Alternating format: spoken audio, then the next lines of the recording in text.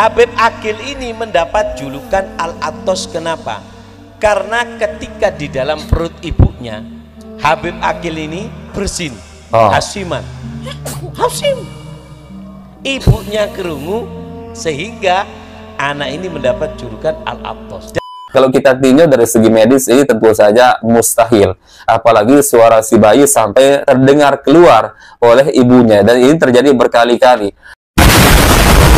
Assalamualaikum warahmatullahi wabarakatuh. Kita bertemu lagi di channel Nasrus Sunnah. Teman-teman, ini ada satu video yang cukup unik menurut saya. Dan ini memang betul-betul di luar nalar kita. Ya, karena tapi seperti itulah cerita para habib, teman-teman ya. Sesuatu yang tidak masuk di nalar bagi kita, semua bagi mereka itu mungkin saja. Apalagi kalau sudah ceritanya dibungkus dengan karomah para habib-habib junjungan mereka, teman-teman. Jadi, teman-teman, ini kaitannya dengan marga Al-Attos ya. Ini cikal bakalnya, teman-teman, dari dunia perhabiban ini ada habib yang bermarga Al-Attos. Jadi ada satu habib yang bernama Habib Aqil, teman-teman. Ketika dia masih di dalam perutnya, perut ibunya, belum dilahirkan berarti kan, tiba-tiba dia bersin, teman-teman. Kemudian ibunya katanya ini sambil mengandung dia, mendengar suara bersinan anaknya tersebut. Ya, dan ini bukan satu kali dua kali, ya, terus-terusan ya, sering sekali katanya Habib Aqil ini ketika masih dalam kandungan ibunya sering bersin dan terdengar oleh ibunya, bahkan sampai keturunan dari Habib Aqil ini, teman-teman ya, sampai anak cucu beliau juga katanya juga sering bersin ketika masih di dalam kandungan ibunya. Jadi itulah cikal bakal ya, mereka diberi gelar Habib yang bermarga Al-Attos. Karena marga Al-Attos atau Al-Attos ini kan artinya orang yang suka bersin, teman-teman ya. Baik, teman-teman ya, coba kita simak dulu video yang pertama. Nanti ada video yang kedua, teman-teman ya. Simak terus ya. Habib Aqil ini mendapat julukan Al-Attos. Kenapa? Karena ketika di dalam perut ibunya, Habib Aqil ini bersin, hasiman, hasim. Ibunya kerungu sehingga anak ini mendapat julukan Al-Attos. Dan Al-Attos, hasimnya ini, atosnya ini, bersinnya ini berulang-ulang. Beliau punya anak namanya Habib Abdurrahman. Di perutnya hasiman gitu. Jadi Habib Aqil ini bersin, putra beliau Habib Abdurrahman bersin juga di perut ibunya. Begitu juga Habib Umar bin Abdurrahman Al-Attos. Sehingga keturunannya itu terkenal dengan sebutan Al-Attos, keluarga yang bersin di dalam perut ibunya.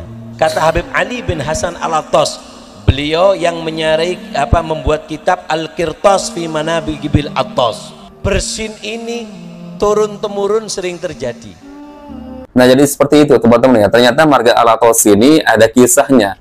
Ya, diawali dari Habib Aqil yang ketika itu masih di dalam perut ibunya sering bersin dan terdengar bersinnya oleh ibunya. Kalau kita tinjau dari segi medis, ini tentu saja mustahil. Apalagi suara si bayi sampai terdengar keluar oleh ibunya, dan ini terjadi berkali-kali.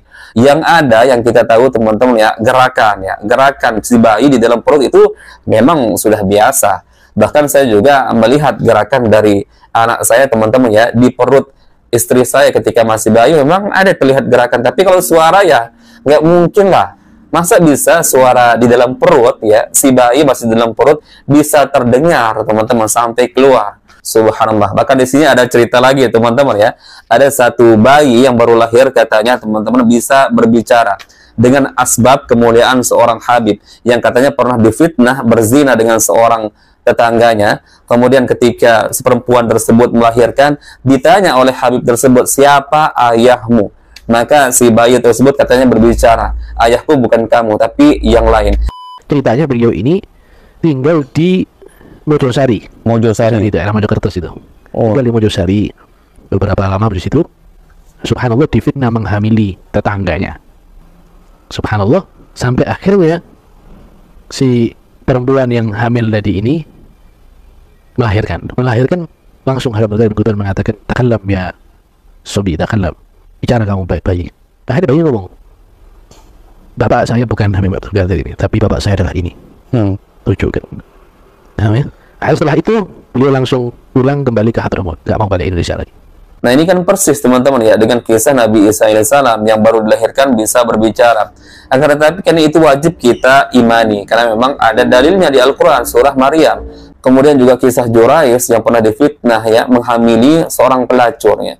Kemudian ketika pelacur tersebut melahirkan, bayi tersebut ditanya oleh Jurais dan atas izin Allah Azza wa Jalla bayi tersebut berbicara. Siapa ayahmu? Ya, maka dia menjawab, ayahku adalah si penggembala kambing. Akan tetapi teman-teman itu wajib kita imani. Ya, kisah Jurais itu ada dalilnya di kitab-kitab para ulama. Kemudian kisah Nabi Isa alaihissalam yang bisa berbicara ketika baru dilahirkan juga ada dalilnya di surah Maryam. Nah, kalau cerita Habib ini teman-teman sumbernya dari mana? Ya, hanya model pengulangan ya, penjiplakan dari kisah-kisah yang sudah ada teman-teman. Dan ini kan kisahnya katanya di Mojosari di Jawa. Ini kan bisa ditelusuri teman-teman ya. Pernah nggak kejadian di daerah kalian? Kalau mungkin kalian berdomisili di sana teman-teman, pernah nggak kalian mendengarkan cerita-cerita seperti ini? Ya intinya para habib-habib ini memang jagoannya kalau masalah cerita teman-teman ya, apalagi dibungkus dengan kata-kata karomah.